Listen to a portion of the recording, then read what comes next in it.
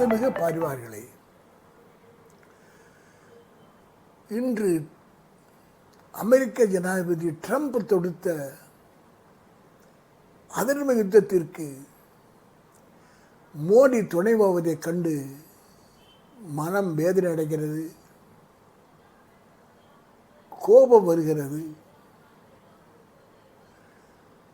நம்ம நாட்டையே அவமானப்படுத்தக்கூடிய மாதிரி நடந்து கொள்ளக்கூடிய முறையில் மோடி அரசு வேடிக்கை பார்ப்பதே போல் அந்த யுத்தத்திற்கு துணை செய்கிறது என்பதை நினைக்கும் பொழுது மனது கஷ்டப்படுகிறது.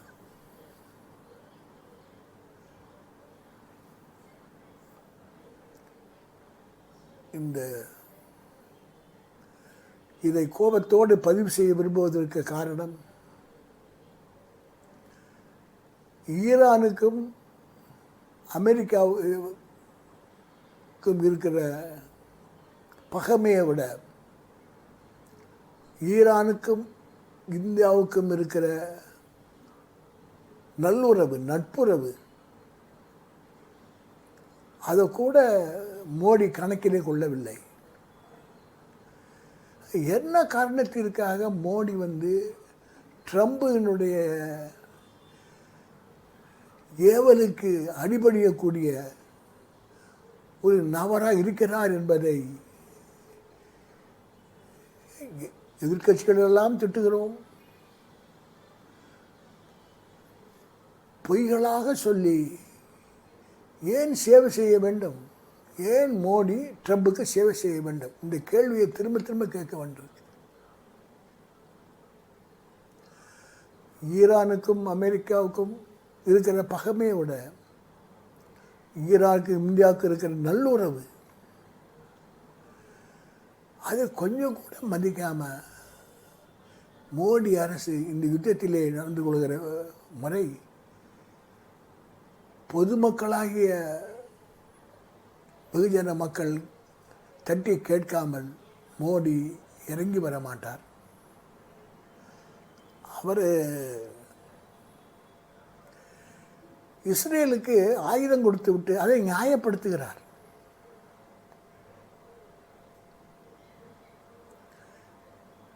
எதற்காக இஸ்ரேலுக்கு ஆயுதம் கொடுத்து நியாயப்படுத்த நமக்கு தெரியவில்லை. இவருக்கு என்ன லாபம் அதனால? அதை விட கேவலம் இப்போ நடந்து கொண்டிருக்கிறது.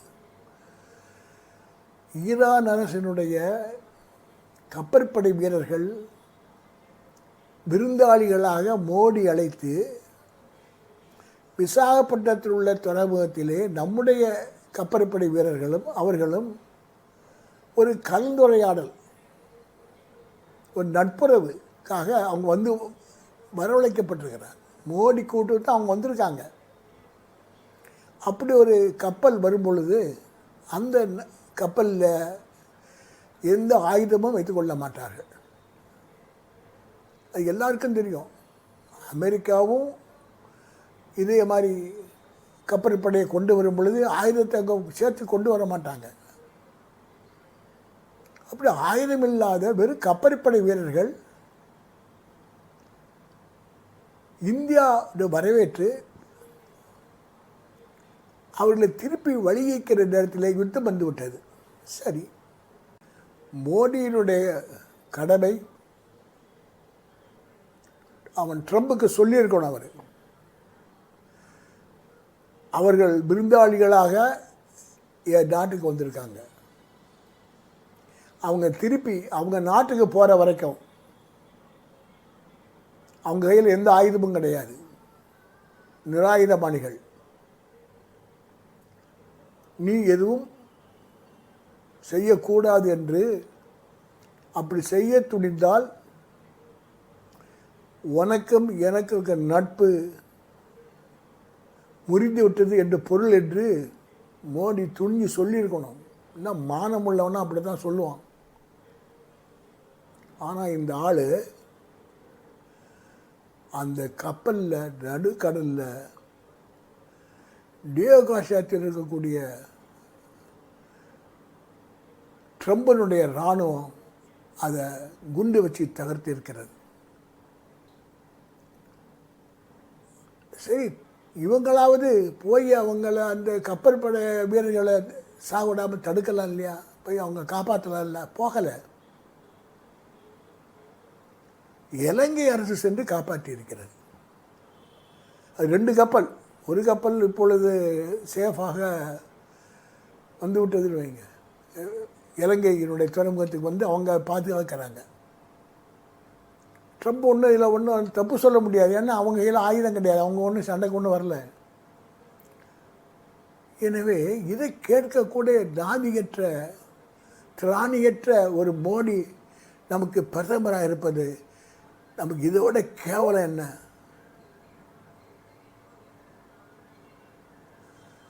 எதிர்கட்சியெல்லாம் ராஜினாமா பண்ணணும்னு சொல்கிறாங்க. இன்று நாம் கோர வேண்டும், ஒன்று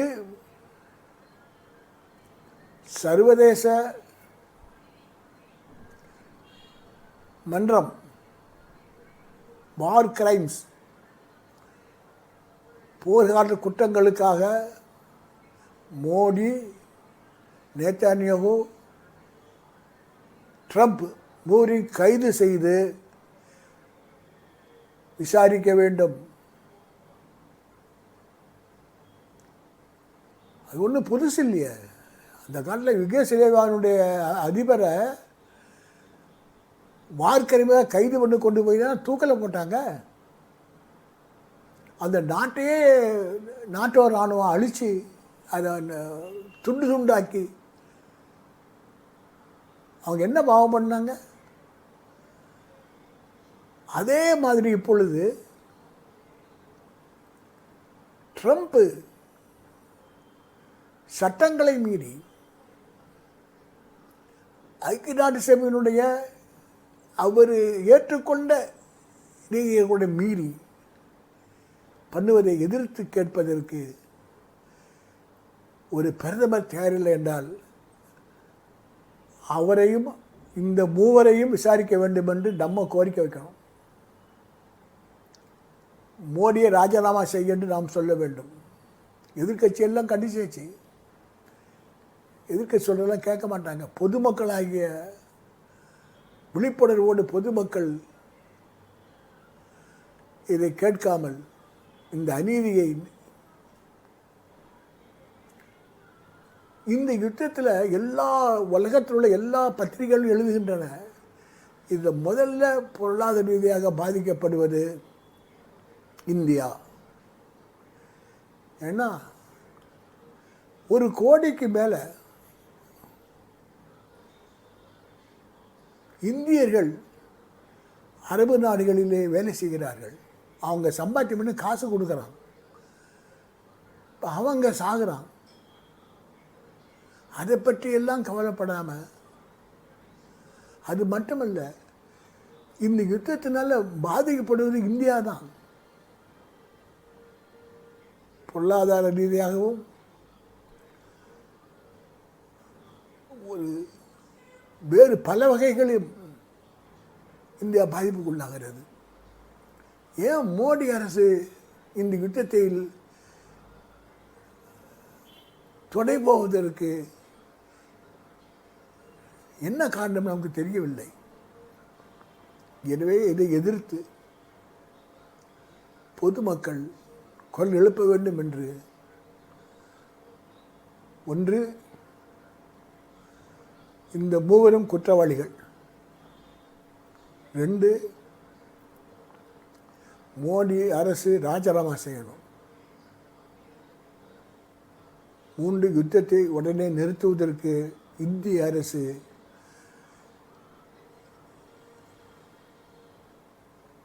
வாக்குறுதி கொடுக்க வேண்டும். வெனிசுலாவில் ட்ரம்ப் ஒரு கொள்ளக்கூட்டத்தின் தலைவனை போல உள்ள பூந்து மதுராவை ஜனாதிபதியை கடத்தி கொண்டு சென்று இப்போ அவன் பேரம் பேசிக்கிட்டு இருக்கான். அந்த அவன் இராணுவம் அங்கே நீடிக்க முடியல. அது கொஞ்சம் கவனிங்க. ஆனால் கடத்துவதற்கு வாய்ப்பு இப்படி ஏற்பட்டது என்றால் அங்கே இருக்கிற பழம் பெருச்சாளிகள் அவனுக்கு எதிராக தகவல் கொடுத்து அதை நிறைவேற்றிட்டார். ஆனால் இங்கே நிலைமை வேறு. ஈரானில் அரசு ஒரு மதவாத அரசாக இருந்தாலும் அதை எதிர்க்கக்கூடிய சக்திகள், ஜனநாயகத்தை விரும்பக்கூடிய முற்போக்கு சக்திகள், குறிப்பாக கம்யூனிஸ்ட் இயக்கம் வளைகுடா நாடுகளிலேயே முதல்ல மன்னரை அகற்றி ஒரு ஜனநாயக அரசை உருவாக்கியது ஈரான் தான் முதல்ல நடந்தது. மற்ற இடங்களில் எல்லாம் ஒரு 7-8 Saudi Arabia, Jordan, United Arab Emirates போன்ற நாடுகளில் ஏகாதிபத்தியவாதிகள் ஒரு மன்னரை வச்சு அங்கே ஆட்சி நடத்திக்கிட்டு இருக்காங்க, உருவாக்கிட்டாங்க. ஆனால் இங்கே அப்படி இல்லை. அங்கே மன்னரை மீண்டும் கொண்டு வர முயற்சி பண்ணி அவரை துரத்தி இப்பொழுது ஒரு மதவாத அரசாக இருந்தாலும் இருக்கக்கூடிய சக்திகள் கம்யூனிஸ்டாக இருப்பதால் இவன் ஒன்றும் அங்கே உள்ள பூந்து ஒன்றும் பண்ண முடியாது. வேணால் குண்டு வீசி அழிக்கலாம். இந்த ரெண்டுக்கும் உள்ள வேறுபாட்டை நாம் தெரிந்து கொள்ள வேண்டும். உலக நாட்டில் உள்ள பொருளாதார நிபுணர்கள் இந்தியாவுக்கு எச்சரிக்கிறார்கள்.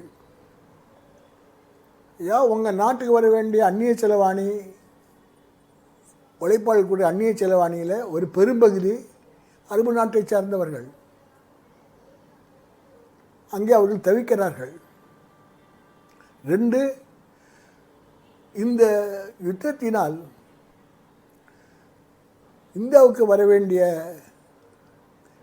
எண்ணெய், கச்சா எண்ணெய், வாயு, எரிவாயு இவையெல்லாம் பாதிக்கப்பட்டு உள்நாட்டில் குழப்பம் வரும்.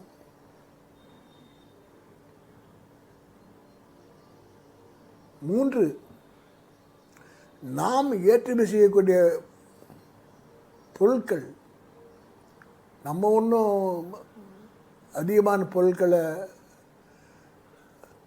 பணக்கார நாட்டுக்கு அனுப்புவது ரொம்ப குறைவு. இந்த நாடுகளுக்கு தான், அது குறிப்பாக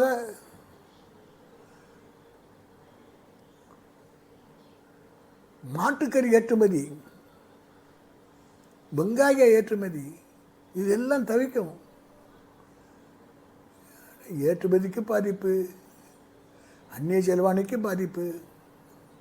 இவ்வளவு கொடுமைகள் நடந்தும் இந்த புழுகு மூட்டை இப்பொழுதும் இஸ்ரேலுக்கு அம்யூனிஷனை கொடுத்து உதவக்கூடிய ஒரு அநீதியை நம்ம கட்டாயம் கேட்கணும்.